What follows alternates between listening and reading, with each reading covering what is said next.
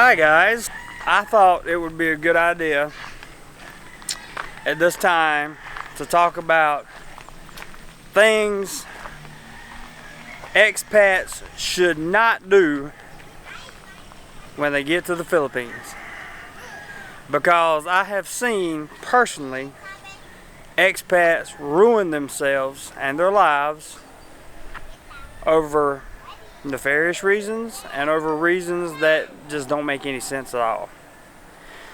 The first thing, let me start by saying this. These are my opinions. These are opinions based on my personal experience and based on the experience of others. I am not a doctor. I do not hold a degree. I am not a psychiatrist. I am not a therapist. I am a human being with a brain who likes to think deeply. And I am telling you my observations. So let's go. Number one, do not let a bar stool take your life. What do I mean by that?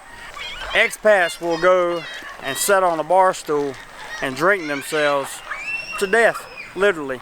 Why do they do it? Most of the time,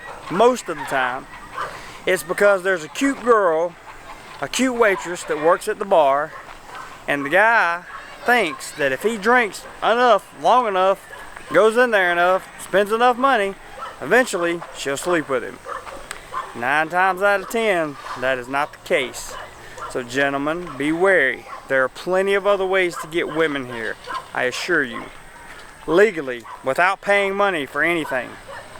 There are plenty of women here looking for good men.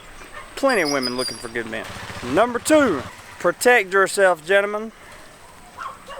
What do I mean by that? I mean just what you think I mean. I mean wrap it up and protect yourself. Because while the Philippines has lower rates of HIV and a few other STDs than other countries that I'm not going to name, and I know the numbers on this country, but I'm not going to repeat them because I don't feel like hearing people say, oh, you're 2 points off, you're a percentage point off. It doesn't matter. I'm trying to tell you that the problem exists in this country. No matter how low the probability, it still exists. You have to protect yourself. Well, what if I don't want to? Okay, if you're going to be that hard-headed, here's what you need to think about. Did you meet a girl off date in Asia that you're not going to protect yourself with? Or are you paying a 3,500 peso bar fine and another 2,000 peso payment to the lady to take her home? You see, you got 2 different probabilities there. Because in all likelihood, again, this is theoretical, in all likelihood, the girl dating Asia is less likely to have slept with as many men as the bar girl. Therefore, your probability of catching something should be lower, in theory. Should be. But if you take home a bar girl and decide bareback is your thing, man, just don't do it. Don't do it. I don't care if you're 65 years old and you have terminal cancer and you think you're dying anyway. Just don't do it. It's not worth it. It's not worth putting yourself at that much more risk and that much more damage, and you know, it's just not worth it. Plus, if you do that and you do it with other women and you happen to catch something, then you're spreading it, right? We don't want any of that. We're trying to promote a positive community here, guys. Positive stuff. We're trying to do good things in this country. Because I don't know if you've heard or not, but I don't think the president of this country is too fond of foreigners. So we want to try to stay on his good side, if possible. They just released the memo about immigration saying if you catch an attitude in immigration, they're not letting you in the country. And if you catch one at one of the immigration offices, they're liable to tell you they're not going to renew your visa. And that's bad for me because I've caught an attitude in an immigration office before, regrettably, but it happened.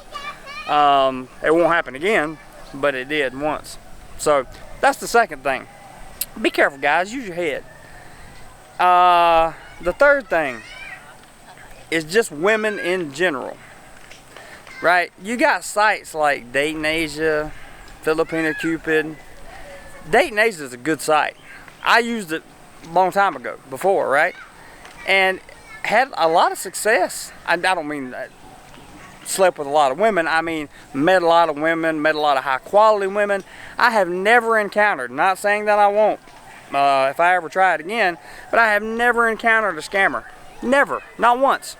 And that was, I mean, on Dating Asia. I have encountered a scammer, but not with Dating Asia. So it's a pretty good site. Try that. It's free, completely free. You don't have to spend anything. You can meet girls, right? You can go out with them. If they like you, there you go. If not, just meet another one. It's not a big deal. Don't get so caught up in the women aspect here that you fool yourself into thinking that that's the only thing that matters, because the Philippines has so much more to offer than just pretty women. The women here are beautiful, absolutely beautiful, and they are incredible human beings, most of them.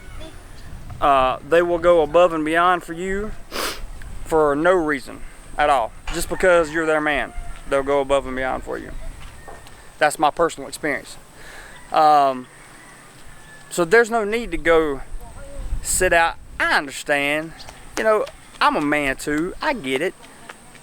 Sometimes you need to go do what you need to do, and sometimes that's taking home a bar girl, and you know, sometimes it's using Craigslist or Backpage or whatever the case may be. You know, I understand. I understand why men do that, right? But it's a really bad idea, and we know it is. I say we, as in me, myself included in that statement. It's just a bad idea. It's not good. It's not healthy. There's nothing really good about it. Tell me one healthy thing about going home with a bar girl. Name one thing that makes your life better about going home with a bar girl. And they'll say something stupid like, well, I get that release. You can get that release without a bar girl. I'm just saying. So, what not to do as an expat?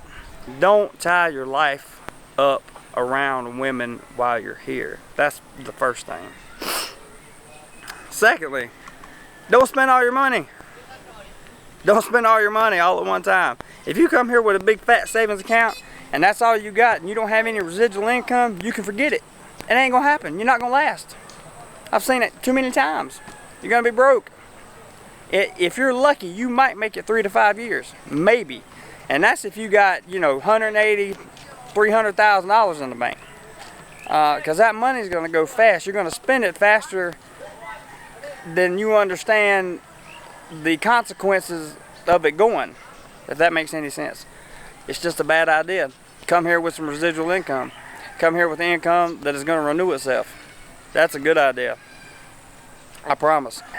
Next thing, don't try to live above your means. Live within your means. If you can't afford a 20,000 peso a month apartment, I'm talking to myself, then don't live there, because you're just going to make yourself miserable. Find something cheaper that you can afford so that you will have money to spend and do things. Because if you have to stay cooped up in your apartment all the time, there's no point in being in the Philippines. Like, this is a place that you want to get out and explore. You want to go see things, do things, try new things, meet new people, the whole 9 yards, right? You can't do that if you're cooped up in your apartment because you're too broke to go anywhere. Talking to myself. I did it. I did. But I just wanted to give you those few things, guys, a little information to think about, you know, because I see a lot of guys going downhill.